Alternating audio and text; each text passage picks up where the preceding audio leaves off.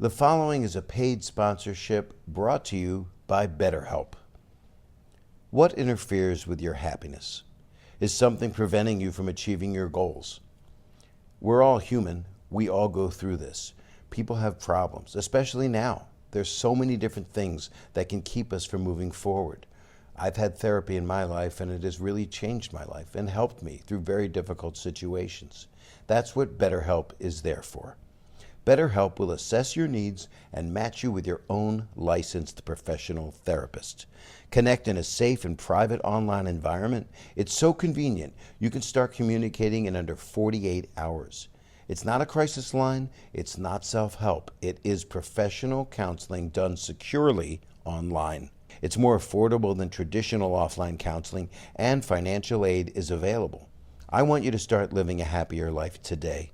As a listener, you'll get 10% off your first month by visiting BetterHelp at betterhelp.com/Bob. Join over 1 million people who have taken charge of their mental health. Again, that's BetterHelp, HELP.com/Bob. BetterHelp.com/Bob. Hey, welcome to another episode of Bob Saget's Here For You. And it's not just another episode. None of these are. I cherish every one of them. I'm sorry I go on so long. This particular guest will talk more than me. He is a Harvard grad, which he probably won't mention. I'll probably have to mention because he's a humble Harvard grad.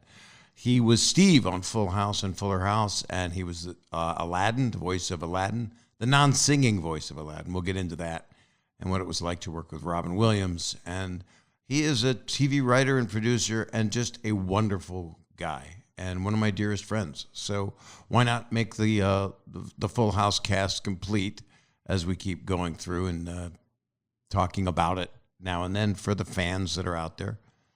He is a wonderful person. And I also want to mention that Ed Asner was on the podcast a couple of weeks back, and then just 2 weeks after it came out, we lost him.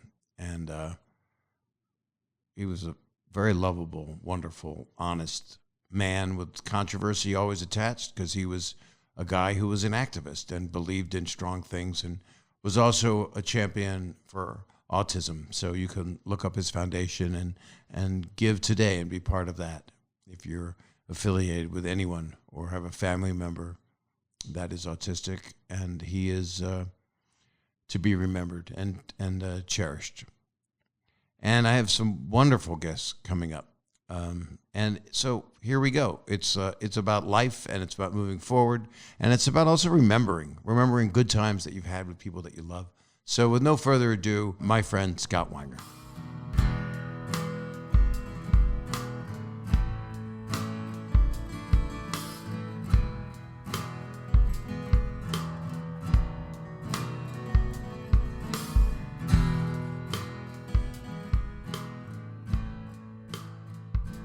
I'm very loud. I know that since you were a young person. I'm loud, and I have a distinctive voice that's recognizable. And Right. So whenever we're like at the Grove, in the old world when we used to go places in public and do things, and if my wife pointed out, she's like, if you just talk less loud, nobody notices you. You can just go about your business and nobody's coming up to you for a picture or whatever. She goes, there's a certain decibel level where it's over. You know what I mean? And then one person notices, and then other people notice, and then there's 20 minutes. And then they think it's Aladdin. Or whatever, yeah. Or DJ's boyfriend. DJ's husband. You were DJ's boyfriend? Yeah. Oh my God. And then got married? What? We got married. Well, I don't want to I forgot a lot of stuff. I don't know what's going on. The first thing, we've been friends since I met you. We became instant friends. It's true. And you came into what season of Full House? Well, it's funny. I did one episode one year in how many seasons were there of the show total? Eight. Okay. So then I was a regular in season 6 and 7, but season 5, I came in for one episode. It was like an episode where DJ wanted to go with like the hunky guy from school to the movies, but she was also babysitting the kids. So she takes the kids with her to the movies on the date with the guy. I didn't approve of that. No, and then you were very upset. That's just a violation of right. trust. Yeah, Danny wouldn't like that. Yeah, as a dad now, I totally appreciate how you would have felt about that. But at the time, I was really on the side of the guy who wanted to make out with TJ, who was me. And and so, but anyway, but the funny thing is, in that episode, I was a guy named Steve Peters, and it was just one episode. And then I flew home to Florida, where I lived, to change your name for the next year. Yeah, literally. And then what happened was, then the next year they called and they said, would you be interested in being like a regular on the show and being DJ's new boyfriend? And I was like, sure. And then I came back, and instead of being Steve Peters, I was Steve Hale, obviously named after Boyd Hale, who was Boyd Hale, one of the writers. Yeah. And it's funny because I'm sure there's all kinds of internet chat about why his name changed and everything. But now that, like, as a professional TV writer, I could tell you it's probably they just forgot. Well, they didn't forget. What they said was, it doesn't matter. Yeah, that's true. It's true. We were not the Tanner family. You don't know that, do you? No, you were the Goldbaums. No, we were the Winchester family on a Wait, script. Really? I read a script before I got the job, before the other gentleman had the job. Which is bad, because I shouldn't talk about it, because I know you have a lot of guilt about that, because I do, because he's a fine man from everything I've seen, John Posey, and they go and replace a guy, and then there's such a gross world that we're in. That's a good sentence. That they put it in the DVD box set, the original pilot, and you just don't do that. We became a TMZ society around then. And I think that's when Warner Brothers made TMZ, I guess around then, and that became one of their things. I went, God, are you really making that a big thing? I don't. It was Warner Brothers. Oh, that's interesting. Yeah, and you don't bite the hand that feeds you, but they're not feeding me right now, so. Listen, if it makes you feel better, I would imagine that guy got some sort of residuals from the box set of the DVD when it's sold. No. Have you ever seen a DVD residual? I mean, I have, because I sold a lot of DVDs. Door to door? Yeah. Now, let me back up. Let's back way up. So you're behind the wall in that lovely office you're in. Is Oh, no, this is a green screen. Okay, this is a green screen of a house that you wish you had. No, this is actually, the funny thing is, it's obviously a very boring looking, like, file cabinet thing. Now, why do you negate things? It's beautiful looking. People in the world it's not. would love Scott. No, it looks like Scott Express put it up. Yeah, We bought this house from a guy who was from a family, and the dad was a lawyer, like some fancy lawyer guy, and like this was his lawyery home office. It's not. What's the problem with it? It looks nice. It's perfect for this. It's composed great for a YouTube. It is. It's good for the thing, and I sort of try to do it so that this little at the top but it's just quite boring. We put in this rug during the pandemic for Zooms just to break it up a little and add a little color. This is going to be the best podcast ever. I know this is. I hate my book. I hate my bookcase because a lawyer put it in.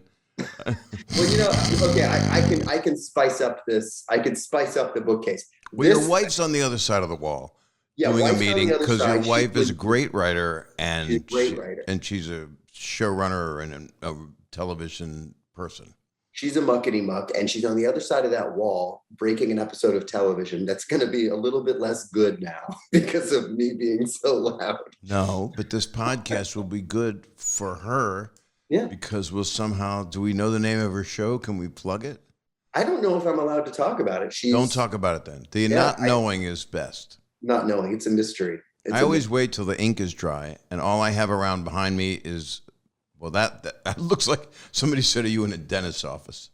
Well, your office looks cool, man. I have to say, you've always had cool homes. I remember, I can think of 4 of your homes that I remember.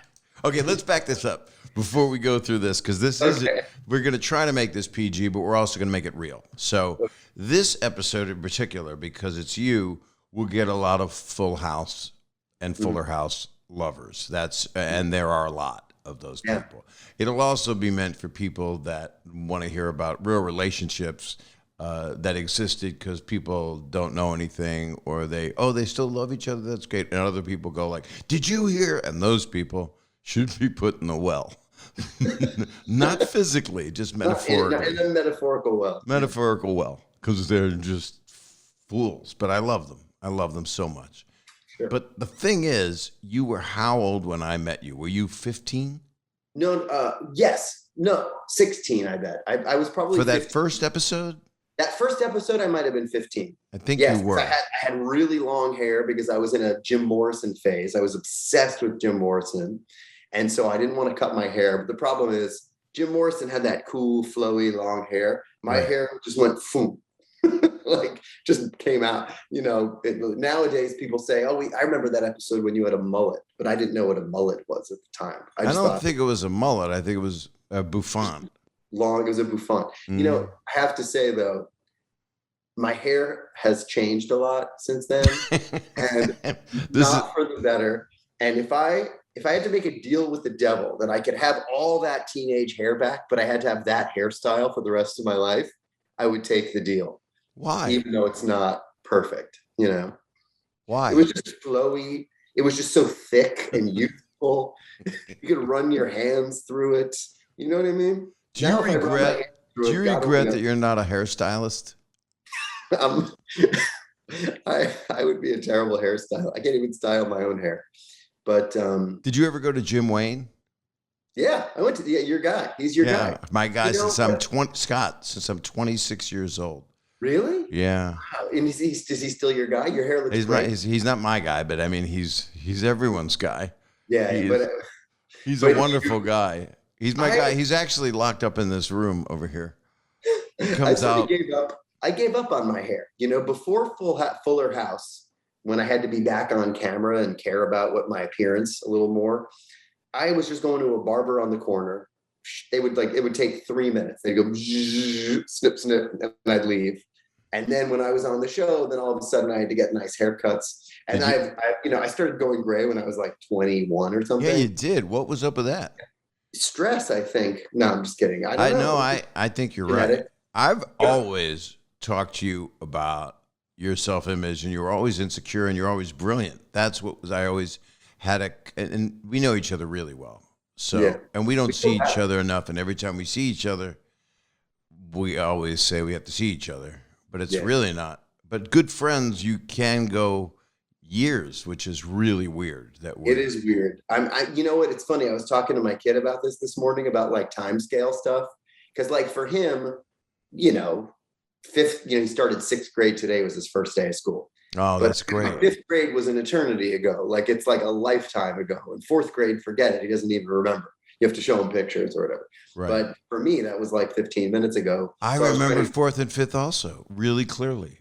Yeah. But I'm saying like his 4th grade, like it was part of, he was in 4th grade this is his 3rd school year during the pandemic, but for him, it feels like his whole life. Has he missed being with other kids and been clear about it? Has he communicated it? Yeah, but I have to say, I mean, we're really lucky. We're very blessed. We have like a group of friends in the neighborhood, like literally like walking distance that we're super close with the parents. The kids are all best friends. And on that Friday, I think it was a Friday, the 13th of March, 2020, when the world just shut down, D-Day, whatever, we were all together and we were like, guys, we're here already. So let's just stick together for the pandemic. And so we did. We had this little quarantine club, which we unfortunately called the Q Club. That's not good. I had like t-shirts made that said like Q forever. Oh, you didn't know. I didn't know. Maybe you were working for the Q-tip company. I felt bad that the kids, in the summer couldn't go to summer camp. So they hung out together and we called it Q Camp for quarantine camp. And I had pennants made up that said Q Camp. Oh my God. You can't hang it on your wall. The letter Q has been, irredeemable. Yeah, the letter Q, I think they would have it taken out of all the old Sesame Streets now. Yeah. Today's letter is the letter Q. We interrupt this broadcast. Yeah. Well, we're fortunate. It's not a very useful letter to begin with anyway. No, not really. Unless you like Quentin Tarantino, and I do. Yeah, he's awesome. He's great. I just listened to him do a podcast recently, and it was really interesting. He's just a fascinating guy. I love the stuff he's been saying. And I love the interviews that someone will require him to answer and force him to say something. And he goes, I don't want to talk about this. Yeah. And that's a rare quality. And some people would think the person's an a-hole, but boy, I'm really cleaning this up. Well, I don't know much about him like as a person. The only thing that I know for sure about him that I find very interesting is he's like insanely passionate about movies. Mm-hmm. Like he thinks they're the greatest, the most important thing in the world. And I agree with him, Yeah, except for this podcast and my kids. Yeah. But first is Quentin's love of movies. And then this podcast, and then your Well, preview. did you ever see me perform at a place that was always famous, and God, I hope it can open, as the Comedy and Magic Club in Hermosa Beach? I don't know if I ever went down there with you. I have been with you on many a night at those comedy clubs, definitely the Comedy Store and the Laugh Factory and stuff like that. And then down in Manhattan Beach, I think. What's the one in Manhattan? That's the Hermosa Beach Oh, one. that's it. Okay, good. Yeah. So then we've been. So I used to work there in my 20s, and I wasn't on TV or anything, hadn't been in a movie. And there was a video store across the street. And there was a guy that worked there, and we would just talk about movies the whole time, and it was Quentin. No way. That was way. And we would just talk about movies. It was all VHS. And we would just say our love of movies. And every time I've run into him, there's always a sense memory. He doesn't forget anything. He's got a brilliant mind. So yeah, he clearly remembers everything. yeah, and so do you. Well, we both don't remember some things, but that's I have a weird because memory. I don't remember what I had for breakfast this morning, but I do remember a lot of weird things. we'll check the toilet later. You'll remember. That'll be the confirmation. Yeah. Oh yeah. Alphabet soup. And it says in it, if you're reading this stool, you're too close. So here we go. So you're 15. I meet you. Yeah. And then I don't think I met your family yet. You probably met my mom because she was with me on the set. Then I did. And your mom, who I love, how is your mom? She's great. It's funny because, after my parents, a couple years after that, my parents got divorced and my mom moved to LA full time. And she decided that after a lifetime of being Babs, she wanted to be Barbara. And so she changed her, she's like, Babs is crazy. Let's just be Barbara from that, as part of her new start. But anybody from those days, whenever they bump into me, they're always like, how's Babs? They love Babs. So funny. I always called her Barbara. I felt, and I always felt like we were related. And yeah, for many reasons too. There's DNA somewhere in Russia where great grandparents are being killed back in the old country, for Cossacks, and our family survived. So so we're here. But the thing is, your mom's birthday and my sister Gay, who passed from scleroderma, her birthday was January 9th. Yeah. And I always text your nephew Adam on January 9th because I know it's his mom's birthday and he's thinking about her. So it's a hard day. Yeah. But it's a good day. So and I've always loved your mom. She just felt like family. So yeah, she has that effect on people. She definitely and so do you, by the way. Oh, thanks. Well, you're very warm. Yeah. Well, no, I mean you have a fever. I mean you better take a COVID test. I have COVID. No, but You're so warm. I'm burning up. I have 106-degree fever. But you and I, we hit it off right away. We became like instant pals. There was like an instant connection. And it's funny, now we're both like grown-ups. But back then I was like, you are. Yeah, sure. Yeah, exactly. But now I'm older than you. But you were like an instant like big brother, I think, at the time. I was like a big brother. And then 10 years older than you was another brother of mine, Johnny Silverman. Yeah. And then it was me. So there was a 10-year difference from this club of young men. Yeah, it's true. And I was the old one. Yeah. Well, but you weren't old. You're still not old. No, it's really weird. But no, you were always introducing me to new music. I never I remember you had a really fancy car, like a crazy fancy Mercedes. It was like handmade and signed by Gunter, whatever the guy who made it. And you would be like, come here, you got to get in my car. So you had your parking space next to stage 24 and you'd be like, you got to hear this. And it would be some new, and now it's all classic stuff because you like have a good ear for things, but it would be like Radiohead. There's this new band, Radiohead. They're amazing. Check them out. I remember Beck. You introduced me to Beck. Yeah. Well, I'm a loser. But you also introduced me to a lot of stuff that was like from before my time that I didn't know about that then became my favorite stuff, like Sting's Soul Cages album. I had never heard until you introduced me to it. And there are a few that you tried to get me into that never like the Who Quadrophenia. I was just organizing my garage and I found it. It was still in the plastic. I'm like, oh yeah, Bob's gonna be mad at me. You bastard. I know.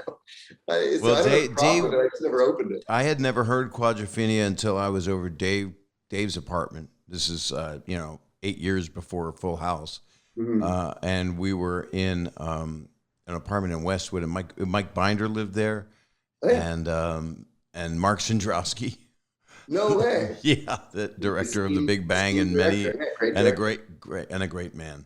Yeah, and lovely, sweet guy.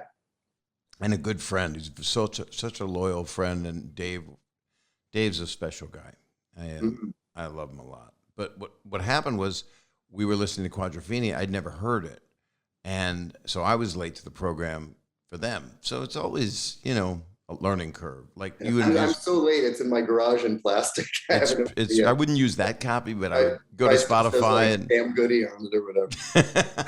It says Tower Records on it. Yeah, exactly. Now, what do you play for your son? Well, it's funny. I try very hard to be like the dad that like instills in him proper values in terms of music. Like I try to play Bob Dylan or whatever. He's like, Dad, I don't like Bob Dylan. I like Juice WRLD. So he loves Juice WRLD. He loves I don't know what Juice WRLD is. Well, Juice WRLD is an insanely talented singer, songwriter, rapper, musician, sort of just like a brilliant guy who sadly died from drugs when he was like 21, recently, a couple of years ago. Brilliant guy, but my son adores him. And, which is always like a bummer because I don't want, the drug message, but I feel like if anything, his message is a very anti-drug message. It was like a cry for help. He had problems, but he was great. But, and there's something that you and I shared, which, we shared when you were, I guess, 17. When was I in Paris and you were in Paris? That was when I was in college. We're not going through specifics, but yeah, maybe but I'm just asking, when was no, but that was the summer probably after my freshman year of college, I think. I had a cool childhood. So Full House was done? Full House might have been done. It would have been done. It would have just ended, I think, because I left Full House to go to college. And you went to Harvard. Yep. Wow, we've been doing this for minutes and I haven't mentioned it yet. But I know, but there isn't this is what a beautiful man you are. I mentioned it. My wife says I bring it up and I never bring it up. I intentionally never bring it up because if you bring it up, you're that guy that brings it up, Right. Yesterday I got an email. This was amazing. It was an email. It was a like a junk mail, like trying to get me to sign up for a credit card, but it was the Harvard card. So it's like the Harvard MasterCard or something. And I was like, that's actually kind of brilliant. If you're on a date or whatever, and you're like, you don't mention it, but then you're like, I got this with my Harvard card. Very, very unsubtle way of mentioning. But then what do you say after that? You want to come home and play Scrabble? What do you say? No, want to go to a library? Say, I shouldn't be on this date. I'm married. That's a good point. I can't wait for you to meet my wife. Terrible mistake. I get in huge trouble. My wife's gonna love you. But so it was a cool opportunity. I couldn't pass it up. I got in and then deferred a year. There was like a postcard that came with the acceptance letter, and you could say, yes, count me in, see you next fall. And there's another one saying, no, I'm going to Yale or whatever. And then there's another one that said, I'm coming, but I'm taking a year, deferring for a year. And so I checked that box and mailed it back, which is funny to think how low tech it was in those days. Right. And then I worked for one more year on Full House and then had to leave the show for my, I think if you skip another year, they make you reapply. And I was lucky to get in the first time. So I sat down with probably, I guess it was Mark and Dennis, maybe Tom and Bob, like the producers of the show. And I said, I've got this opportunity and I would be crazy to pass it up. And anyway, I remember, so I came back. That was my freshman year of college, was your guys' final year of the series. And I came back for the finale. Remember when Michelle gets her memory back and all Now that? we have to talk about that because it's early in the podcast. People are going to want to know this. I checked my clock to see where we're at because I'm real Broken professional. clock that I bought you. But the broken clock you bought me is behind my dentist chair. That is the pyramid scheme clock from your Q world. So people were, just to get to that, because people like it. And I don't mind talking about it because people to this day are upset that the character Michelle fell off a horse and lost her memory. Well, it's really funny. I got to tell you, I didn't. So they called me and they said, we're doing the series finale. I guess it was probably just the season finale. I don't know if we knew that it was the series finale. We didn't know. Nobody knew. But they because called we me didn't and know they we said- were canceled. Oh, okay. So that makes sense. But so it felt, because the atmosphere on stage felt more like a season finale than a series finale. But but basically they called and they said, we want you to be DJ's surprise prom date. So don't tell them that you're coming. Just, we're going to fly you out and hide you in a trailer in the back. And then at the moment you'll come out in the scene and surprise her and everybody else. So she'll be surprised and the audience will be surprised. And I remember being like excited about it, but so I was bummed because I wanted to be hanging with you guys on the set. It was the last day of the show. But anyway, but the point is, I just knew this one scene where I come and I'm like, want to come to the prom, DJ? I had no idea about what was going on in the show. So for decades, people would mention Michelle getting her memory back. I had no idea what they were talking about. Yeah, And I don't think it was a good story arc to have a child fall off a horse and not have possible brain injury. You can't really, and then you as a character on the show and not a producer, you can't really go, guys, this is a weird premise. This is not good for people, and it's too scary. Please, let's not do this. And kids perish on horses. I just want to say that I think that it raised awareness for childhood amnesia. I can't remember what you just said, but yes. But no, Candace, but the point is, I didn't know what was going on the show. I didn't know about Michelle getting her memory back. I just knew, ding dong, red light goes on, go in and ask TJ to come with you to the prom. I didn't read the script. Hey, DJ, and we were all pretty close. I mean, we all had a really good time.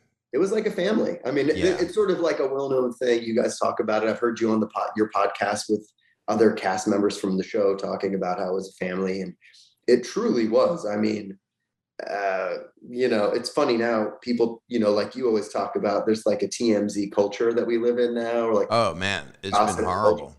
But, and I know they made a TV movie about the show. I don't know. Yeah, I can't look at that. Whenever I see the photo, I'm like, by the way, Steve was always like the ninth banana. I don't know if I was in the TV movie, if there was a Steve in the TV movie, but I hope so. I hope he had good hair. But that's all the show was. But we did have a very really cool relationship, like just the group.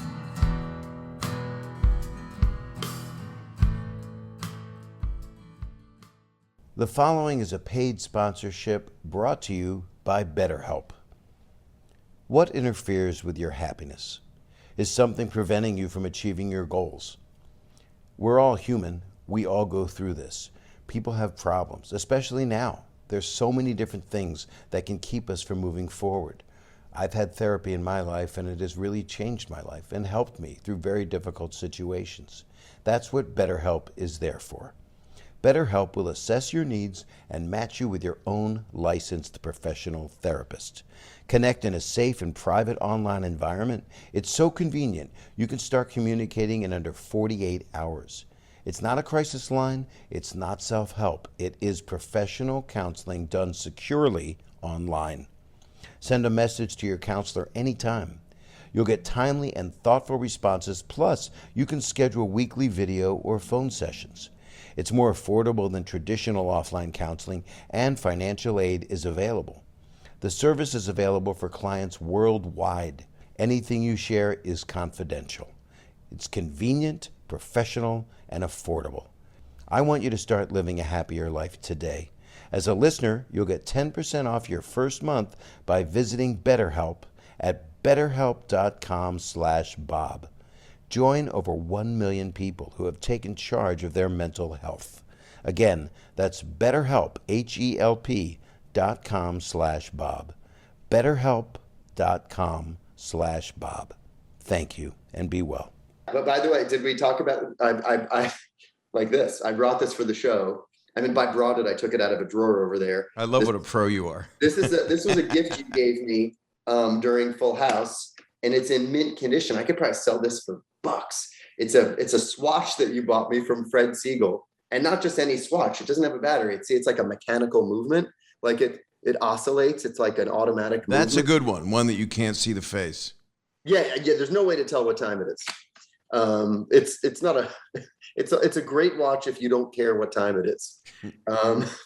But it was really it was funny to find it because, you know, my wife makes fun of me because I got these like plastic bins of like memorabilia from my childhood or whatever, because I had an eventful childhood. Mm-hmm. And it's fun to like dig stuff up.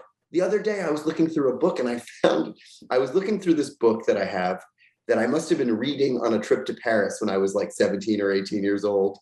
And you sent me a fax to the hotel. It was before email or a text or whatever. And you faxed me like just a note about, you know, and good luck finding the book now, but I put it back in the book and I was like, this was so much fun to find this. And I hope in 10 years I'm finding it again, you know, and I wanted to like just keep finding it.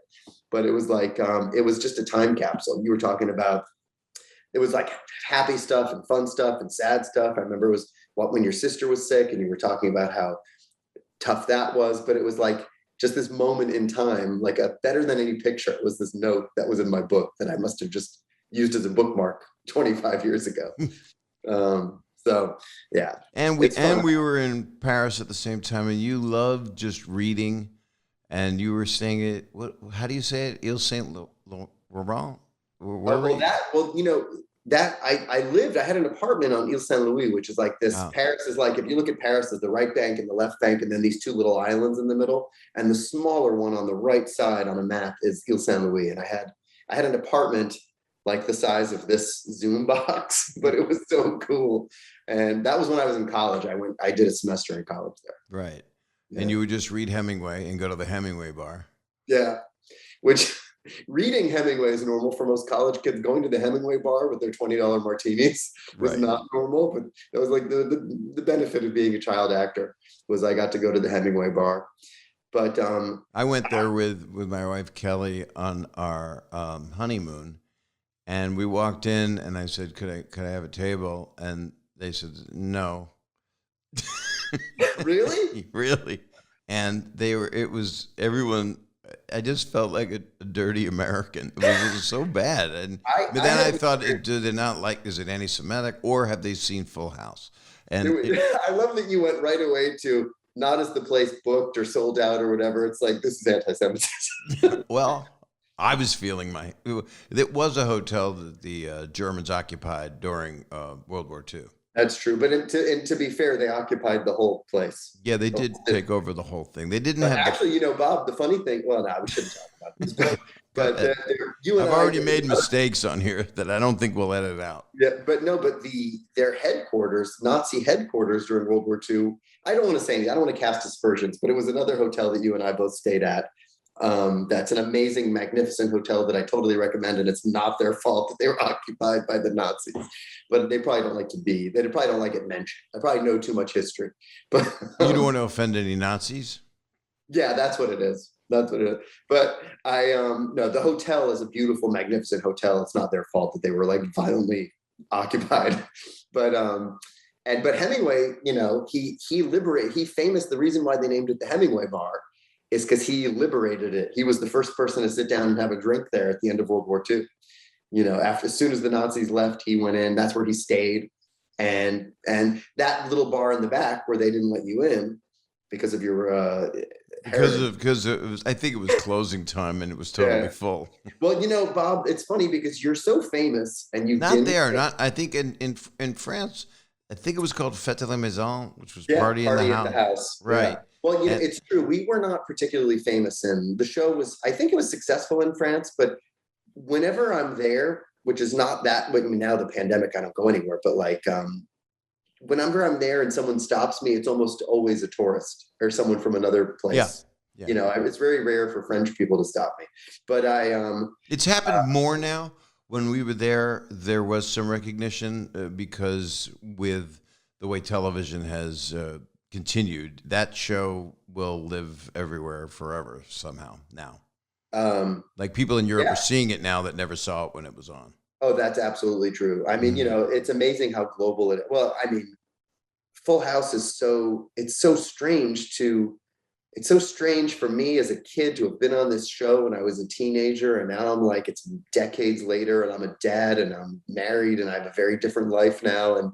But it's still like a part of my daily life. And then of course, Fuller House came along and, put it back on the map. And, now it's never been off the air. I mean, the show's never been off the air since we did it. And now because of streaming, I mean, my son went through a huge phase when Fuller House was big, like a couple of years ago when we were like, it was new and he was like exactly the right age for it. And he got super into it, but then he discovered Full House, which was on Hulu. I think it's still on, and he watched every episode, which was fun for me because there were a couple hundred episodes I hadn't seen yet. So we watched it together. I can't watch it. My poor wife would walk in and, we'd be watching me make out with DJ. Right. Like, enough with this thing already. So to get ready to be on your podcast, and it's funny because anyone listening to this would probably imagine that I didn't get ready at all. But to prepare myself, I listened to your podcast with Candace and Andrea and stuff, and Andrea was talking about, you asked her if she took anything from the set, right? Right. And I don't think she mentioned. So it was the last day of shooting of Fuller House. We knew the show was over. We knew it was the series finale. Everybody was crying and sad or whatever. And then at the end, there was like it was like Black Friday, like people racing to the set to just fill their arms with like souvenirs and stuff, And is it Black Friday or Black Monday when they have all the sales and like Walmart people get trampled? I think it's Black Friday. Monday is when you return everything. Or Black Monday is when the stock market crashes. Yes. So, but anyway, I'm like, I got to get a souvenir because this was like a very special, 5 seasons of my life or whatever, 5 years, however long. And so I'm like, I know exactly what I want. I want to go to the set and get that like cookie jar in the shape of the house from the kitchen. So I'm like hustling over there to take it.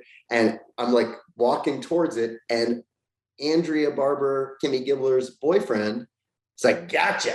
And he like picked it up and I'm like, oh, and he's like, oh, do you want it? You mean Adam? Michael. Isn't it Michael? No. Yeah, you mean Adam from the show. I mean, Michael, her boyfriend in real life. Oh. He took it? He got it for her. It was like a present. Like, I'm going to go to the set, this special thing for Andrea, whatever.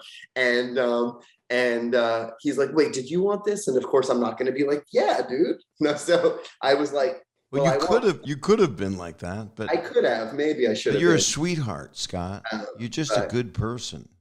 Well, that's very sweet of you to say. But for a good person, I'm a bastard because I stole this. I went to the alcove and I took the sailboat from the set. Joey lived in there. Huh? Yeah, that's Joey's sailboat. The funny thing is, I felt like... No, Danny was the nautical one, so Danny loved the sea. It was your sail. So I stole Danny Tanner's sailboat. But look, I don't feel that bad because clearly, people were walking out of there with their arms full. And I just took one little sailboat, but it's an iconic sailboat because I don't think if you go back and watch the original show, it's a bigger sailboat. So I think this is just the Fuller House sailboat. Right. But I got it. And I feel horrible about it. No, this is what I love about you. We used to make fun of you, and to you, or I did. You would always go, "I feel bad," and then I feel bad because I feel bad. I know. I always do impressions of you. It's true. Why do you have so much guilt? Why do you think? Because I'm a thief. I stole not from Danny Tanner. I stole from the set, from Warner Brothers Television. I stole the barometer in the living room. You did? Stamos stole the red doors. Stole the couch. He stole the couch. He has the red doors, the entrance. He stole the doors? He has the doors. Okay. If you like the doors? The couch and the doors, then I guess I should. Oh, he's got more than that. I think he has half the set at his house. I think he has Fun Boy from the Fun Boy episode in his house. What's Fun Boy? Don't you remember Fun Boy? There was Mark Warren's son, Danny Warren, who's now an esteemed television writer and a buddy of mine. He played a character in one episode. Maybe it was the talent. I don't know, fans of the show will remember better, but I remember we used to call him Fun Boy because he did an episode where he played a character named Fun Boy. I must not have been in those scenes. Oh, maybe, but it was the original show, Full House, the original OG. Maybe it got cut. Maybe I call him Fun Boy for a totally different reason. No, I think I'm sure it was there. We know Yankee Doodle Boy. He came back. Yankee Doodle Boy, Blake Ewing, who came back to the show. And he's wonderful. By the way, I'm terrible with names, but it was on the tip of my tongue because I just listened to you and Andrea talking about him yesterday. Yeah. But he was great. He was I have to say, it was really weird. It was like a 5-year high school reunion or something. It was like where we all. That's what it was. That's what it was. It was amazing. And it was wonderful to see the girls running the show. Yeah. Meaning not running it, but kind of. I mean, they were being the grown-ups, Yeah. Hang on. My son is texting me from school. Hey, Dad, my day's going well so far. Wait, don't read it yet. It might be something you don't want to share. Oh, no. I got to go. I'm so happy. Today's his first day of school. He's totally breaking the rules, texting me to tell me he's having a great day. That's adorable. Yeah, I love that kid. So, yeah. Why? Why do you love him? I mean, come on. It's not unconditional. He has to win my love every day. He has to earn it. No, but it's, being a parent, it's such a weird, the whole pandemic in terms of like being locked at home with your family has been such a mixed blessing because you feel so bad for your kid that he's not having a normal childhood. Right. But at the same time, it's been so great to be together. It's a blessing. We're very fortunate that we, have stayed healthy and all that, been together. Well, let me go back in time to when you were his age. So you can be found as a child actor everywhere, somewhere. So you were how old? I grew up in Florida. I didn't grow up in Hollywood, California. I grew up in Hollywood, Florida, which is weird. But I got into acting. I was always like a very hammy kid, and I had very poor vision, like blind, couldn't see anything. Not blind, like functional. I could.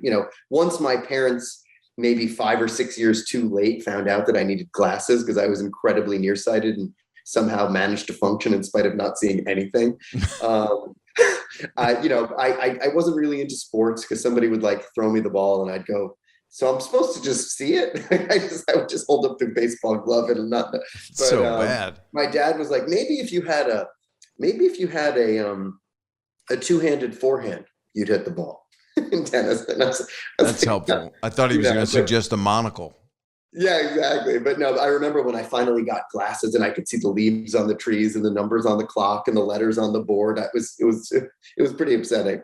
But anyway, I got into acting. I got into I was very handy and I liked being in like theater after school and stuff like that. And then one day when I was in 3rd grade, there was a professional actor came and explained, he showed us a little headshot and explained how how it worked.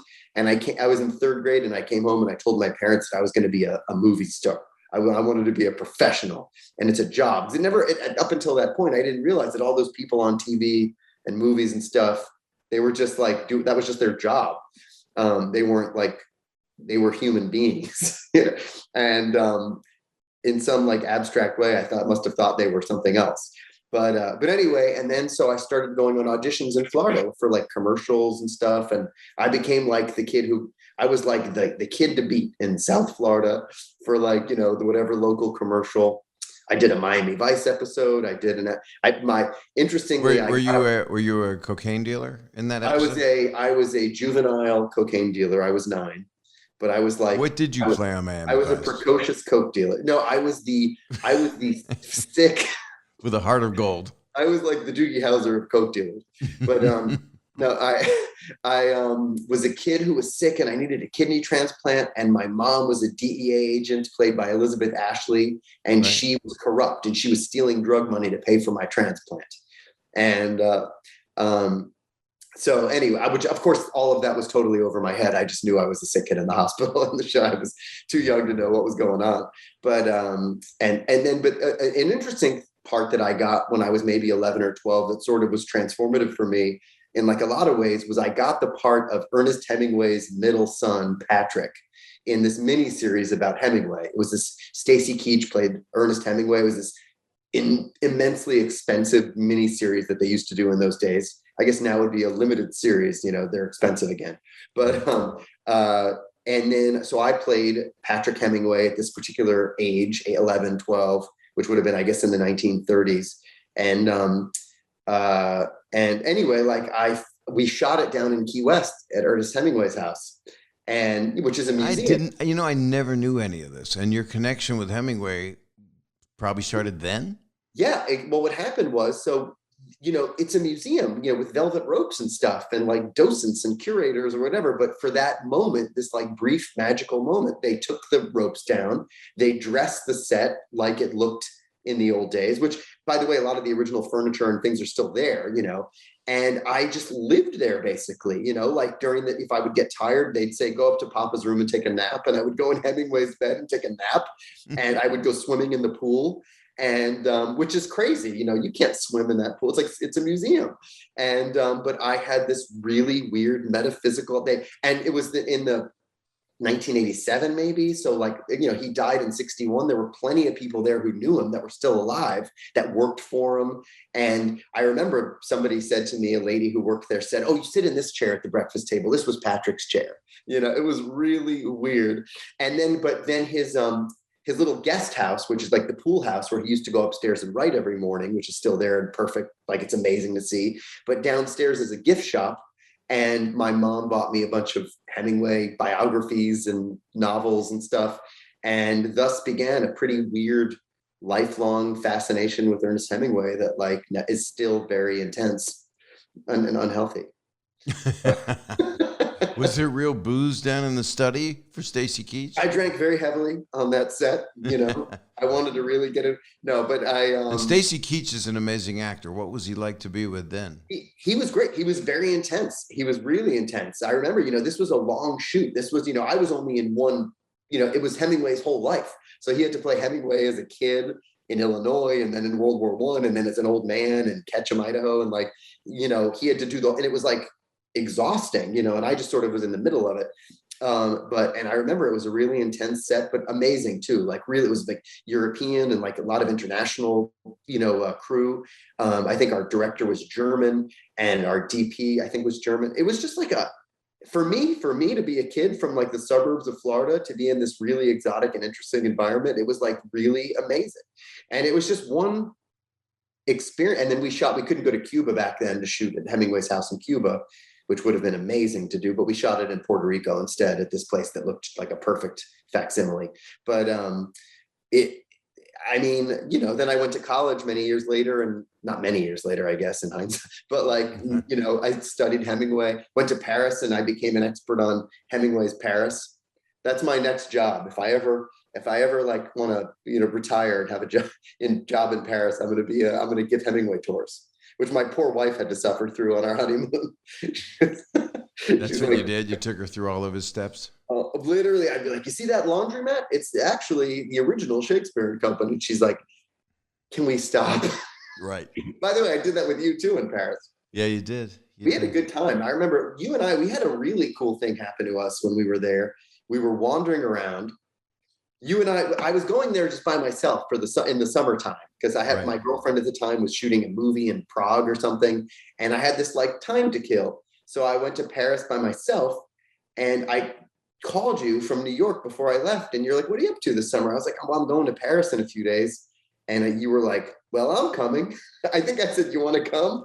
And literally that day you booked a ticket and we hung out in Paris.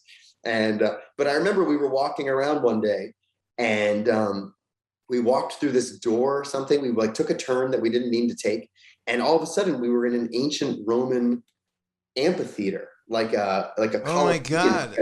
Coliseum. I haven't thought of that till this moment. Do you remember that? And there were French kids playing ball in the amphitheater. We just sort of sat there hanging out. Like, it just was a surreal, cool moment. And that place is interesting. And it's called the Arena of Lutece,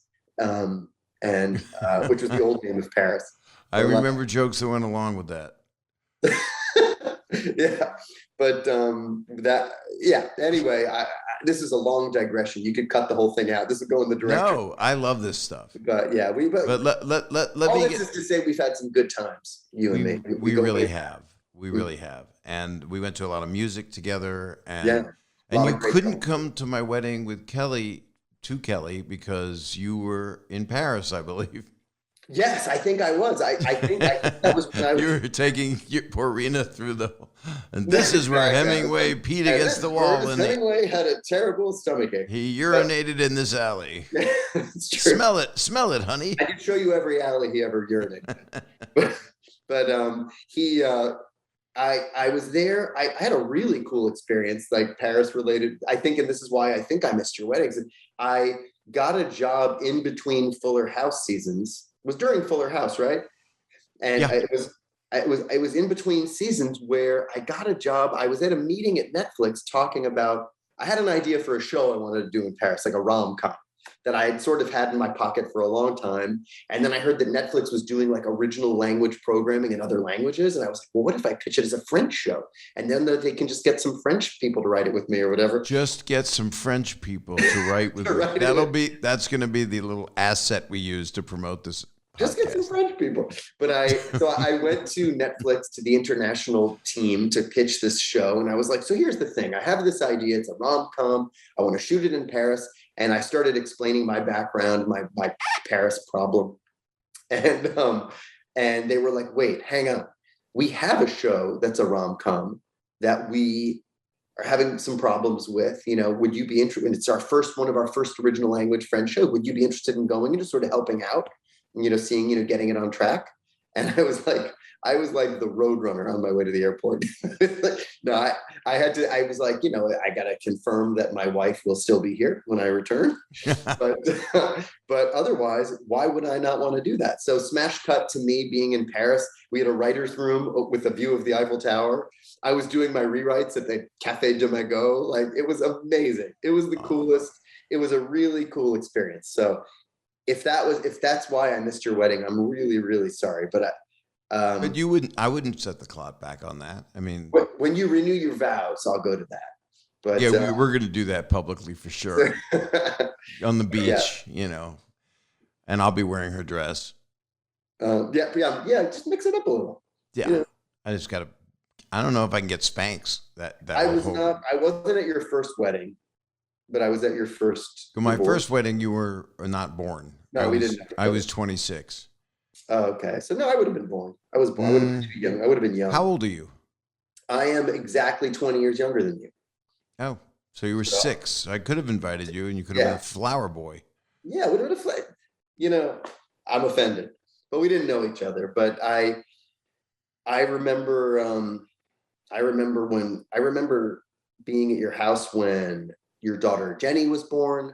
I remember being your little girls who were amazing artists. They're even more amazing. All of them. Yeah. They're incredible. I follow, for people who don't know, Bob's oldest daughters, Aubrey and Lara, are artists, like a brilliant visual artists. And I follow them on Instagram, and I'm always like blown away by all the cool stuff they do. And Aubrey's paintings it's insane how great they are. Yeah.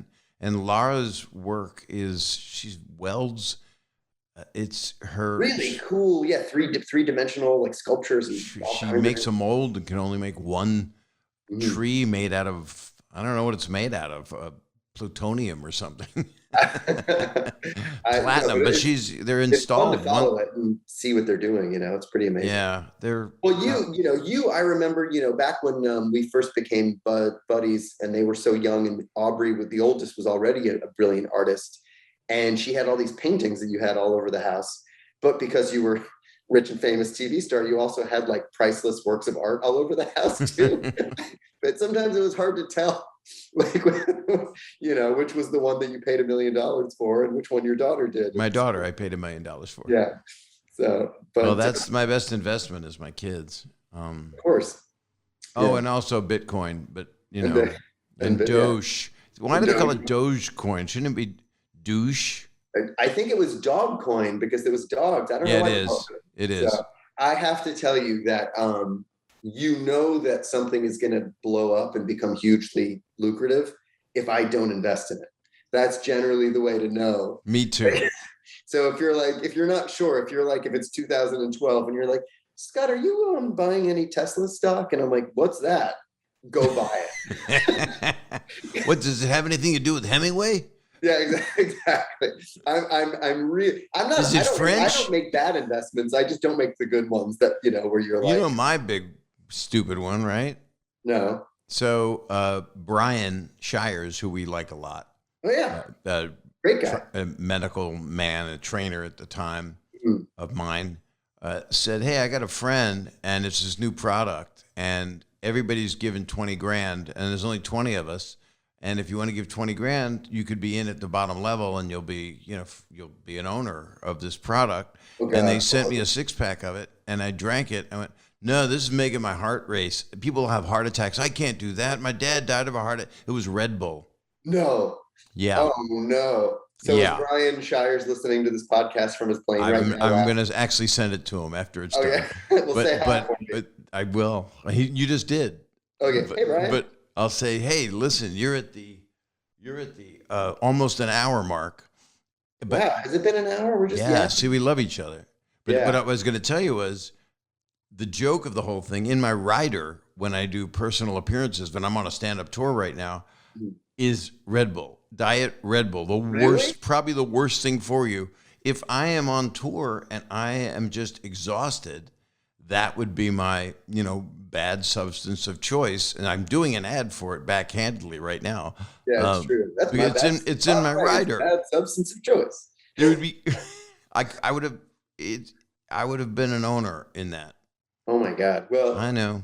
that's a bummer. Yeah, I remember the first time I had do you remember when I was in college, I had a very cool job where I was like a Good Morning America correspondent. I would Tell me about that. I forgot about that. it was basically, I was a Good Morning America correspondent where they called me and they said, we need someone to interview young people because we feel like the interviews we're getting out of young people, it's always a little bit stilted. It's like, because kids, young people don't know how to relate, it's just a kind of a weird adversarial dynamic, but maybe if we get a young person to do the interviews, it'll be a new thing. And so I was like, hell yeah, that sounds cool. And so I did that for years. But one of the stories we did was we did a story about kids taking like the Eurail trains in Europe and stuff. So we went from like Vienna to Budapest or the other way around. And I remember the crew was drinking that stuff before Red Bull, and like those long skinny cans, and they were like crazy. They were like, their heads were exploding, and I was like, what is this stuff that they're chugging? And then it came to America, I guess, not long after that. But that was my first time encountering it. But was this like Austrian film crew? But yeah. Well, so you did so much child acting, and so in the middle of all this, how does Aladdin come about? Are you tested? Do they have drawings and you voice to them, or were you cast ahead of the game? How did that come about? I mean, we're talking about one of them. They're all famous, all the Disney movies, but one of the most beloved, and you got to work with Robin Williams and Gilbert Gottfried, who is a very soothing voice. Yeah, very calming presence. Right? So walk me through that, because people love Aladdin, and just tell me how it happened.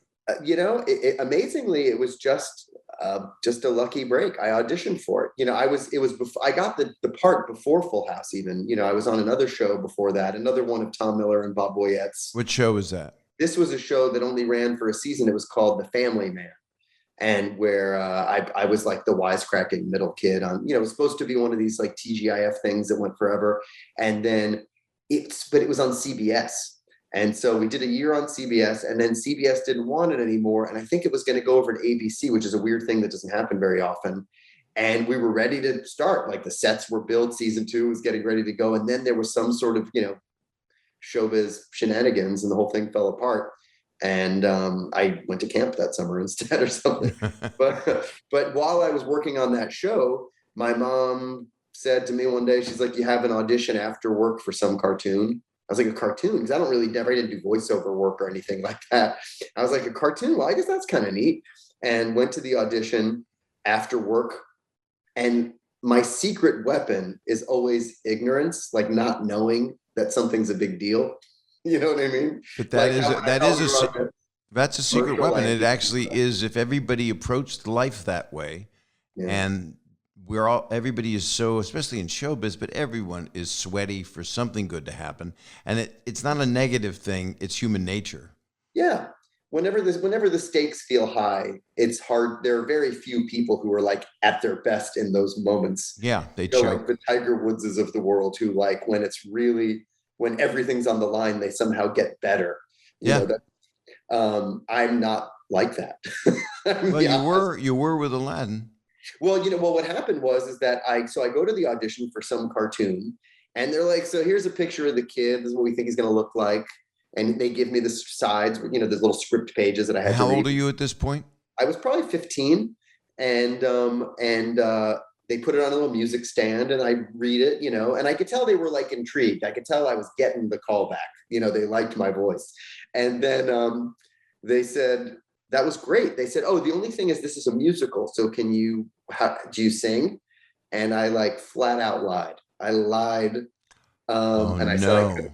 Well, listen, I figured, this is a disprovable lie. Like I'm obviously going to have to sing for them, and they'll hear the reality of what's. Well, can you sing? Do you think you could have? Well, do you think you could have been trained to do it? Because some people end up being able to do it. Honestly, in retrospect, in hindsight, I absolutely could have been trained to do it. And I was told this by Alan Menken himself. So this is a really cool thing. I don't plug things. I don't have a lot of things, plugging, right now I'm like working on some writing stuff, but nothing like coming on. We're just doing this for fun. Like there's nothing imminent but there is a thing that I would like everybody to go out and watch, which is, so right before the pandemic, we did this. So they re-released Aladdin again, like comes out of the vault. And this was like a big deal because it was coming out of the vault for like the very last time, because pretty soon Disney Plus was about to launch, and then it would be available for everybody all the time. And so we made this very special, special feature for this. It was called the Aladdin Signature Collection. And so we made a documentary basically that I hosted, and it was called Aladdin on Aladdin. And it was basically a half-hour documentary about my life as Aladdin, and how it happened, and what it was like going through it, and what the years since have been like, and what my relationship was like with the filmmakers and the other people in the movie. Mm-hmm. And it's great. I mean, it came out so great. And I don't think it's available yet on Disney Plus. Like you can't just go to the extras on Aladdin on Disney Plus and see it. It's still only in this like signature collection. I wish some unscrupulous person would put it on YouTube so everybody could see it. But I don't. But this was a DVD extra? This was like a Blu-ray thing. Like, it was like, it came out like right before the launch of Disney Plus. I guess they wanted to get one last crack of it, like coming out of the vault or whatever. And it was a special edition, a special whatever, digital remastered, whatever, but with all. So this is just a couple years ago. So yeah, we just did this, and it was really fun because I got to interview my mom, who took me to the audition, and I got to interview my wife and my son about what's it like to be this Aladdin thing. Like, how does it affect our life? And it's funny because it really gave us a chance to like reflect on what it means and how it has affected my life. And it totally has in like all kinds of ways. It's really strange. It's like been a part of my life since then. But to get back to the audition, I lied about being able to sing because I learned as a kid actor that's what you do. Because I auditioned, I think, for Newsies and didn't know enough to lie. And my friend who couldn't sing got the part. He's like, oh, I just told him I could. And then they taught me how to sing. Like, oh. But that was required in those characters anyway. Yeah, well, that was a great musical, and they had to dance too. That was on camera, but then Kenny Ortega taught them how to dance. Right. But anyway, I practiced so hard. I was like, at that point, I kind of wanted to get the job because they gave me a tape of this song that was supposed to be in the movie, and it was just gorgeous. We like played it in the car, and my mom was crying. It was Aladdin singing to his mom about how he was going to make her proud. Like, I know I'm sort of a ne'er-do-well, but someday I'm going to make you proud. And they ended up cutting it from the movie because they cut the mom out of the movie. There was no mom character. Mm-hmm. Now, by the way, the song is back in the Broadway show because he sings it to his dead mom. Like Aladdin is like, Mom, I'll make you proud. It's called Proud of Your Boy. But it was this gorgeous song. I practiced, and then I tanked that audition so badly. Like I came out of there, and my mom looked at me like, I looked at her like, no. And she's like, I'm really proud of you for trying, because you're not a singer. You don't know how to sing. You know what I mean? Love your mom. Yeah, she's great. And, it was one of those things where, we just felt very zen about it. It wasn't meant to be because I'm not a singer, and then we went home to Florida because the show was finished and never to return. And then they called me like 6 months later that I was still in the running and they needed to hear me again. And we were like, well, I'm in Florida. They said, well, just mail a tape. So I recorded a tape with my mom playing the genie and we mailed it in.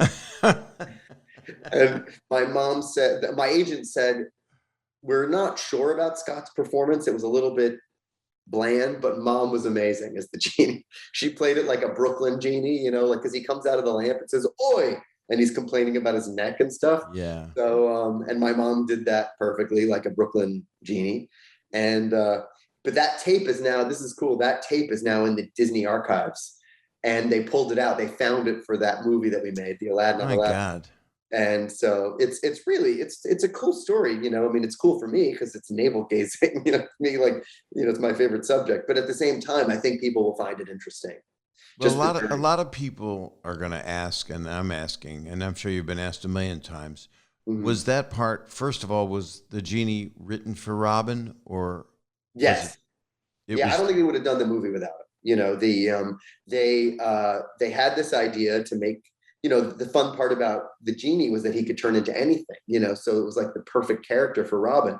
And then what happened was Eric Goldberg, who's the animator for that character, took some stand-up of Robin's and animated it, and they played it for him. And they're like, see what we can do with you? You know what I mean? Like, just take out the F-bombs and we're fine. Yeah, exactly. But they animated one of his comedy routines and to sell him on it, and I think he totally got it at that point. And so he was always in it. And then it wasn't supposed to be Gilbert Gottfried. The idea of the parrot, I think, was originally supposed to be this like British upper crust kind of, parrot, like a snob. And then they changed it to Gilbert because they realized, well, the genie doesn't come into the movie till like a half hour in, and the whole tone will change if it's not that funny. And then he comes, it's like, then it becomes, so we need somebody to keep people laughing for the first half hour so that it's not a total tonal shift when Robin appears. So what kind of bird is he? Is he a toucan? I don't know. He's like one of those birds that has a full set of teeth and can talk. Gilbert has big teeth. I mean, that's true. I interviewed Gilbert for that documentary, but we couldn't. Our schedules didn't work out. When I was in New York interviewing the cast, he was doing stand-up somewhere, and so I had to do it over the phone. But it was really fun. It would have been Zoom today. Yeah, exactly. We would have Zoomed the whole thing. So were you in a room with Robin ever recording, or was it all done separately? Yeah. You're alone a lot for these things. They want to take so much time with every line. So there's plenty of time where you're with other actors, bouncing stuff off each other. Mm-hmm. And so with Robin, especially because he improvised a lot. So we had to be, there were certain scenes that we couldn't record separately because he was going to change his dialogue and then it would change our dialogue. Right. So, that was one of the great moments, of my life, was working with Robin. I mean, you know him, you knew him as a friend and you knew him professionally, and I always start to cry, when I hear his name. I just lose it because he really shouldn't be gone, Yeah. I was with Linda Larkin, who's the voice of Princess Jasmine, and we did an amazing thing when I was in New York to interview her for this documentary. We did a screening for kids, like of kids who had never seen Aladdin, which I always get a kick out of because it's like this old classic movie now, but there's a new generation every couple of years who's never seen it. And Linda and I were on stage doing the Q&A with the kids afterwards. And one of the kids' questions was, who's the voice of the genie? And I had to hand the microphone over to Linda because it just, these kids just will never live in a world with Robin Williams in it. And I felt so bad for them, but they, he was just a special, person on the earth, and so funny. And for me personally, I was a kid. I was just like in awe. I was freaking out. I was totally starstruck trying to keep it together. But he, my favorite movie then, and another movie that was sort of life-changing for me because it made me want to go to be an English major at some college. Let me guess. Like Dead Poets Society. I had like a full wall-size poster of it on my wall. I couldn't believe I was in the room with this guy. You know what I mean? Yeah. The thing about Robin is, if he had never done stand-up, and that was always where he came out of, improv and stand-up, but he also trained Juilliard actor. Mm-hmm. He was so unusually explosively talented that his movie acting alone would have made him the biggest star in the world. I mean, Mrs. Doubtfire, which my kid loves. It's a gift. That movie's a gift. But his comedy was amazing, but also like Good Will Hunting and his Dead Poets and all of his drama stuff was amazing. He was awakening, quite beautiful. And you were very lucky to have a friendship with him. I mean, well, it wasn't. I would say a close acquaintance. People always go, your friend. Sorry for your loss and all that stuff. But yeah, I was able to spend time with him, but not like the people that were Bobcat or many people that were Eric Idle, people that were dear brothers of his, and I reached out to his son, Zach, who did such a beautiful thing on Robin's birthday on Twitter. And he reached back to me and just said that my dad always loved you as a friend. And that meant a lot to me because I went, really? In my mind. And then he said, and he always told me how incredibly funny you were. I just started bawling, bawling in the old school sense, from the 30s and 40s. I didn't do the 80s and 90s version of bawling. I hope not. That would have been very inappropriate. I started 8-balling. Oh, we've lost those kids. I was doing so good. Oh man. No, I remember, this is like, since we're like telling old showbiz stories, I remember when I was on that show, the Family Man, the sitcom that I did before Full House, was the guy who played my grandpa was Al Molinaro from Happy Days. Right. And he was the one, he said he was in an improv class or like an acting class, and I think it was on Happy Days, because wasn't Mork and Mindy a spinoff of Happy Days, I think? Yeah, they discovered Mork. They just put him in the 50s in Happy Days with Fonzie and Richie. Yeah. But they needed a guy, like a weird alien guy. He's like, my God. That's not what happened. They didn't need an alien guy. What happened was the guy they hired. There's some version of this where I think Al Molinaro was the one who connected him to Gary Marshall and Tom Miller. And maybe he thinks that, but possible. Maybe he's right. But I would say that Robin was exploding, and you couldn't take your eyes off him. And at the Comedy Store, he had already, when I met him, he had been on this Laugh-In, a sequel to Laugh-In, Laugh-In 2. And then that didn't last. And then they were always looking for something for him. And then Gary Marshall and everybody, Miller Boyette show, but everybody affiliated with that show just wanted to when a giant star comes up, you just want them. So they took the premise that isn't even anywhere near what that series was about. It had nothing to do with the series, because they knew that he was going to be one of the biggest stars that the world will ever see. And it was a meteor. Mm-hmm. And so they had Mork from Ork land in wherever the hell Happy Days. I never saw this. We're talking about stuff I never saw. Oh, very easy to get on. That you can get on the YouTube. That is a very simple. When I was a kid, I liked Mork and Mindy. My mom said, in fact, I remember having the egg toy. And like Mork was in it, and the egg, it was like an egg would come out. Come out of the egg. Yeah. I remember the toy. I don't remember watching the show so much, but yeah, I mean, that was one of those things. I feel like, in my childhood, especially, but I stayed in the entertainment business, so I feel like it still happens all the time, where I've had these weird experiences where I've gotten to like hang out or work with some of the most interesting, coolest people. And it's crazy. My wife tells me sometimes I sound like 1,000 years old when I'll tell her. But it started happening when you were a kid. Yeah, it's true. Now my main job now is I'm a TV writer. Like I primarily work, writing TV shows. And a lot of times it'll happen in a room, like during lunch or one of our many like digressions, I'll tell some story. And I was on some show, they were like, Weinger, you just like that guy that's like, I remember when this was all orange groves. It's true. You're Howard Hughes. It's true.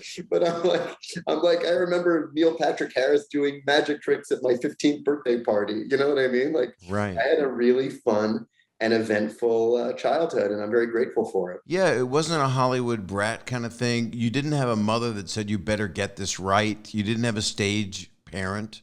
No. My parents were like, they were very, they were very supportive once they saw how passionate I was about it, but they certainly didn't get me into it. I mean, it was a huge inconvenience. We lived in Florida, to like have to fly to New York sometimes for auditions or fly to LA, or like disrupt our life.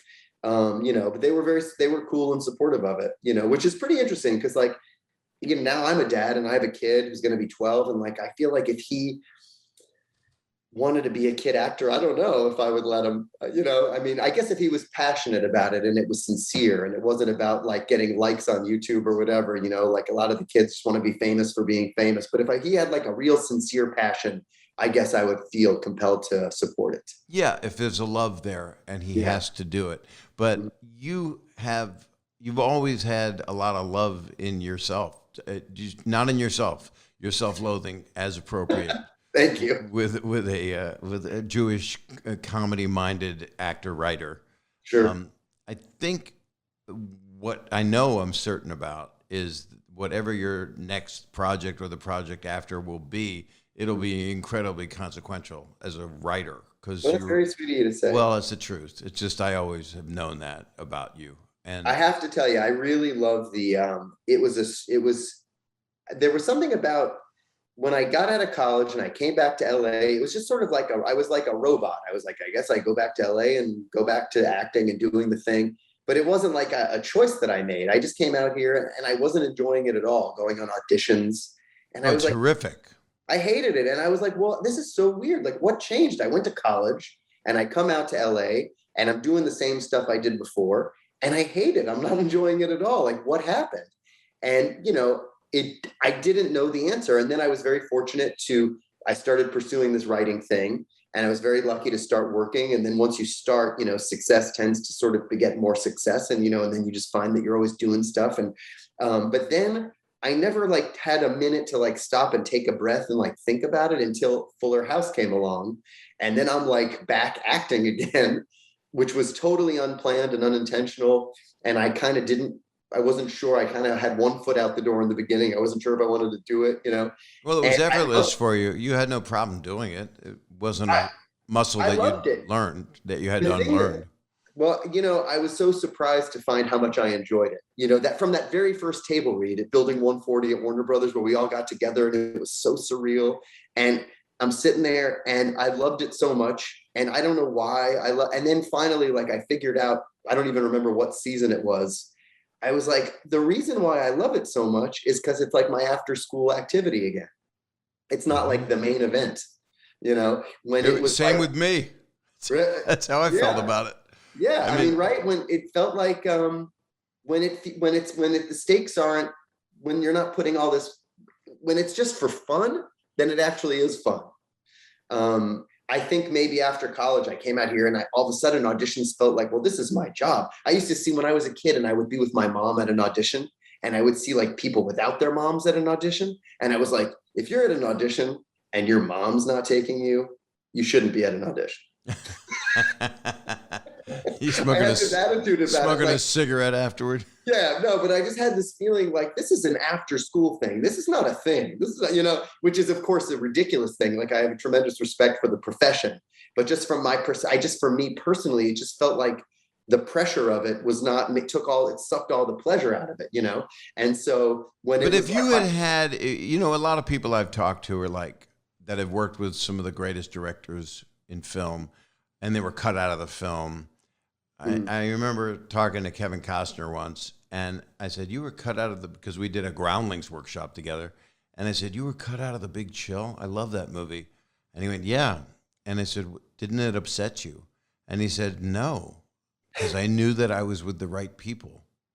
Yeah, that's true. And that's intelligence. That's because he knew that he was going to be successful. He always was a driven person. So I remember meeting him.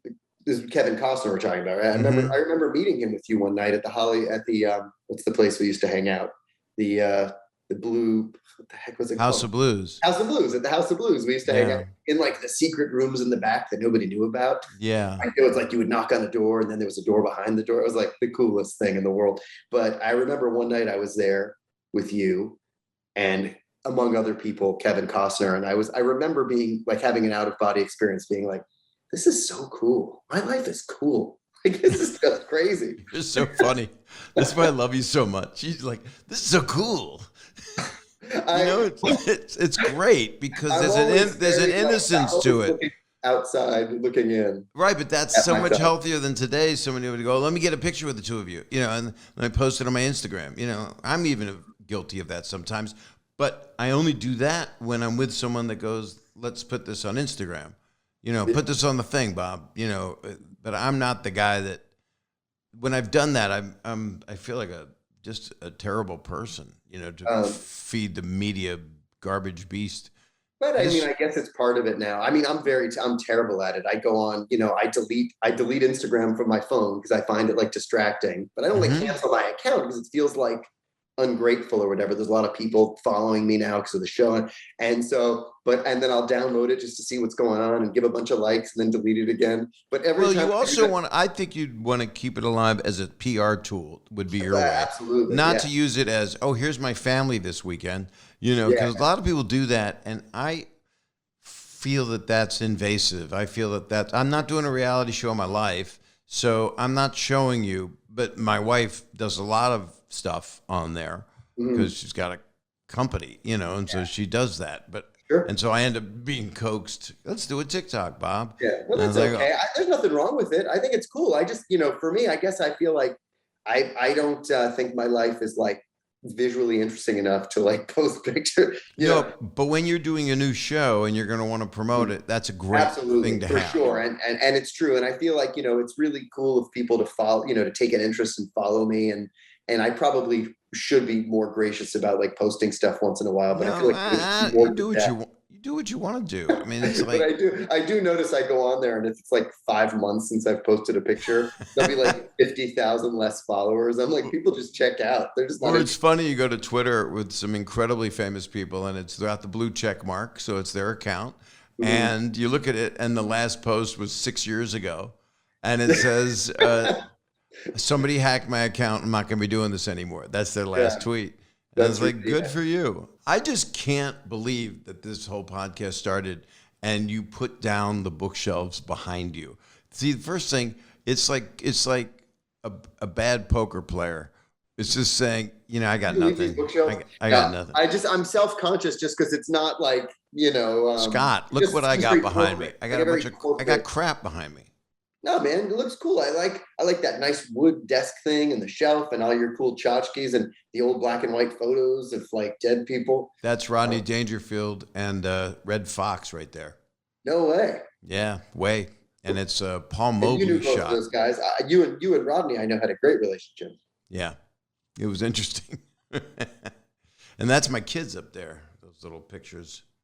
Oh, Oh, that's cool. Things that matter, I always love going to your house because you have such cool art and such interesting stuff and just and like showbiz like memorabilia and like you have that humidor that Rodney gave you and just like that's just one example of all these cool I gotta put more stuff out. I have a lot of it and I'm realizing, wow, I should put that out there. I should frame that because I see other people framing, that's a Grammy nomination. You should have that. I go, yeah, but I didn't win. I go, no. I'm not great about that. My wife, like she makes fun of me for all the like plastic bins full of old stuff I have, but I don't have like I don't know. I should have one Teen Beat cover framed that I was on. Like I've got a closet full of those. Okay. I got all the Entertainment Weekly, the TV Guide, all that crap. What am I going to do? Look at that? I don't want to look at that. No, it's what, what I have? I have an Aladdin poster on the wall there. See? An Aladdin poster. Where? Right there in the corner. That would be Aladdin. That's a weird looking thing. It looks like a spaceship in the air. That's the like sort of artsy one. It's like a beautiful lamp and it's very like it's like the classic Aladdin poster. But and I have the boat I stole, which I feel guilty about. Don't. And so the biggest song from Aladdin for my mind is Robin. Yeah, never have a friend like me. Oh yeah, that was great. That's a great. Is that the name of it? That you ain't never had a friend like me. Yeah. And then of course there was the big Aladdin song, the big duet was the one on the what's it called? The carpet. The name of the A carpet Whole New World. A Whole New World. that is the song. Yeah. So yeah, that was beautiful. Sure wish I got to sing it, but Yeah. Now, who sang it? Did you become friendly with that guy? yeah, well, the amazing thing is, and this is pure coincidence, is his name is Brad Kane, and he is also a very busy television writer, and which is really weird. In fact, a buddy of mine was at a meeting once with a development executive friend of mine, and he was like mentioned that he was the voice of Aladdin, and my friend goes, "No, you're not." He was like, "Scott Weinger is my friend. He's the voice," and he's like, "No," and he had to explain, but. He has like just a stunning. He was a film student at the time when he's I guess a few years older than me.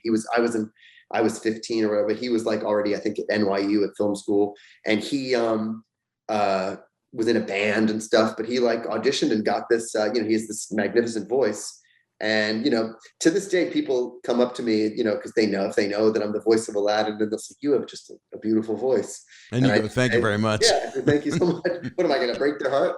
Tell them the bad news. Hey, sing for us, Scott. Yeah. There was one time I had an audition for something, and I got there and they asked me to sing, and I was like, "Oh, these poor bastards! They don't know. They think they got the other guy here." But All New World. I was very. That was such a lucky break that I got to keep that job. That they didn't just cast somebody who could also sing. Now, wasn't there an Aladdin TV show as well? Cartoon There was show? so much Aladdin stuff. We did there were 2 sequels that were like these home video sequels, Return of Jafar and then The Prince of Thieves. And Robin wasn't in Return of Jafar, but he was in The Prince of Thieves. He came back for the other one. And then we did like 100 episodes of this like animated series, like an after school, whatever. And you did that. I did all that. It was great. I mean, that stuff is really fun because with the original movie, every line is such a big deal. I must have said every word in that movie, every line in that movie thousands of times, just to get it perfect. But with the other stuff, it's a little bit more fast and loose, like we would record the show like an old timey radio show. All the actors would be sort of standing in a semicircle with the microphones. That's the best. So much. That was the best. So I continued to do, it's really funny because obviously I feel like my voice doesn't sound quite the same as when I was 17 years old, but I could still sort of get there. And so they'll call me and ask me to come in, not much since the pandemic, but now I've recorded every possible thing that a human being can say in English for them. So they can just pull it. My agent will call and they'll be like, they're doing this, commercial or parade or product or digital thing. And I'm like, great, where do I have to go? And he's like, no, they're just going to pull it. And like they just pay you. They have to pull it from a thing and then pay you as if you recorded it. So it's a great situation. But they hunt me down wherever I am, all over the world. When I was in Paris, they found me. They were like, they need you. It's urgent. I was like, well, I'm in Paris. They were like, they have recording studios in Paris, and the car showed up and took me to this recording studio, and I record. You know what I mean? Right. And that's happened all over the world. It's pretty cool. That was a great gig. It's really. You've been blessed with a lot of stuff, and now you're blessed with an amazing wife who's really, really smart, which is great because that challenges you because you're incredibly smart, and you got this beautiful son, and I think a spectacular bookcase. And anytime I do the podcast, it becomes like a Q&A sometimes, and I'm not really an interviewer, which is obvious. Some guy wrote on Twitter that I'm the worst, and I'm like.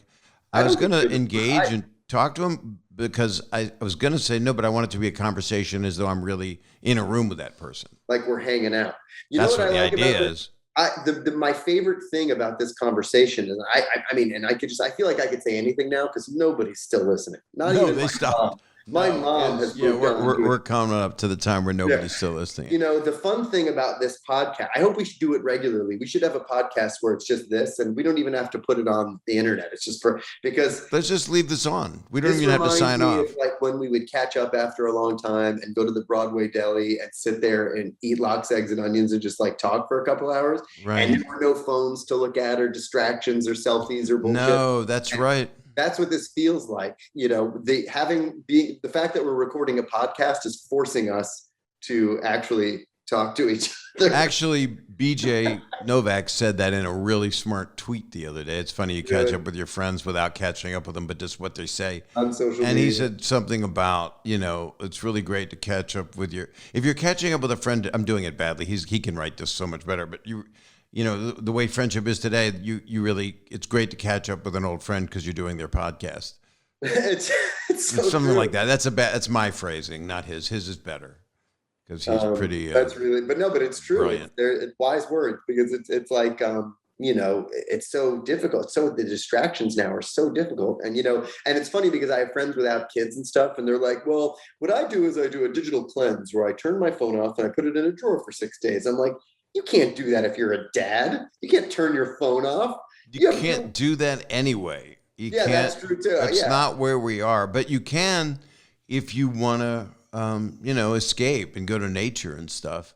Yeah, it's very challenging. I mean, sometimes I'll be like, I can't take it anymore. And I'll be like, I think I'm going to get one of those flip phones, but I couldn't. My car won't start without my phone. Right. My phone is my car key. So yeah, you can't go backwards. You got to have you can't get a flip phone. It's too late. The genie's out of the bottle. I have all my old phones. I'm going to make a display out of all of them. I have them from the very beginning because, I was always. That's cool. You can open. I remember you always had the cool one. You always had the one that hadn't come out yet. You always had the one that was like, you can get it if you want to spend $1,000. That's true now. That's cheap right now with all the stuff I need. Yeah, that's true. You were always the guy. You always introduced me to technology stuff. You got my first MacBook. I got because of you. You told me where to go and what to get and how to get on the internet. It's not very hard. You just go to the store. Told me what America Online was and how to sign in. Can you imagine? And it was all that and I remember noise. It was like, if you want to be a cheapo, you get the 2.4 thing. But if you want to really just spend that full house money, you get the 14.4 Mbps, whatever, where it would like a little bit faster. 56. Yeah. That was when you really had a good signal. But you taught me all that stuff. See? I was your, I don't know what I was. Your MacGyver. You were. What's the guy from what's the show with the guy with the Farrah Fawcett and all those guys? What was the Charlie's Angels. Yeah, and then Charlie. Yeah, you were. I'm the guy on the speakerphone. Yeah, you were that guy. That's me. Go to the store, get the MacBook, get the Who Quadrophenia. So I'm a disembodied voice. So I can work and I could just be a head on a stick. Yeah, you're just gonna keep going.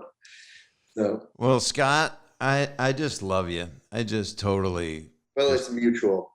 I mean, it's funny. We go a long time sometimes just because of life without like hanging out. But it's never goes away. The friendship. No, it takes 1 second. Yeah, exactly. And we want to see each other in person, and we'll do that for sure. This is a commitment recorded. This is a recorded commitment. You have to go to Uso and Frank's and have a martini with your old pal Scott. And it has to be, but we have to do the whole thing as Danny and Steve. Yep. Gosh, Mr. T. I wanna marry DJ. You got the crazy DJ.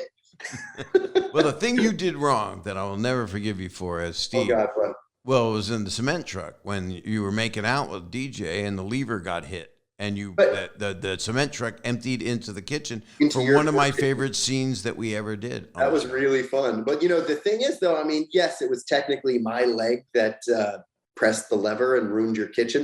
It was your leg, right? Huh? It was your leg, right? It was. I mean, it was implied, but you can imagine anything. But basically, we were in that cement truck because you were breathing down our necks, and we didn't get any privacy. We couldn't get, and so DJ and Steve wound up in a cement truck out of desperation. You know what I mean? Yeah, I didn't want you guys hooking up. Yeah, Danny. Yeah, so Danny Tanner. Mr. Tanner, I'm really sorry. That was so funny. That was really fun with the cement and everything. We had a good time. That was a really fun, such a fun gig. And it was fun to get a little taste of it for 5 years just now. It was. And I think people really loved it. And that's a nice thing. And that's who I think was listening to today. And hardcore Full House fans. The people who are still listening right now, thank you. The people that are hardcore Full House fans pulled out when you mentioned Harvard. But thank God you brought it up, man. Yeah, But exactly. No, I think you did. You did, and then I just jumped on it because I forgot to talk about it. honestly, we really had a great time, and it was great to be back together for all that time. And it was just I don't think it's ever gonna go away. Well, we always will love each other. Everybody involved with that show. There's Absolutely. not one person that there isn't mutual love and respect for. Yeah, it's family. It truly is. I mean, at this point, after this many decades, it really is a family. And by the way, I don't know if other shows that ran for as long as we did, I don't know if casts stay this close. You know Well, what I I'll mean? tell you, I'm kind of a conduit for a lot of the people. You know, that's Sure. me. I'm like You the know maitre everybody. d'. And this is a quote. Candace came out with a clothing line on QVC and is just selling it out. It's For just, sure. it's amazing. Her It's all I business. wear. It's a little too flowery for me. I like straight navy blue or black. That's what I wear. You know what? I wear one thing. Sure. But I have 50 black shirts. But You have a uniform like Steve Jobs. but Candace was doing so great. So Ashley Olsen reached out on a text and said, "Can I have Candace's info? Because I wanted to compliment her."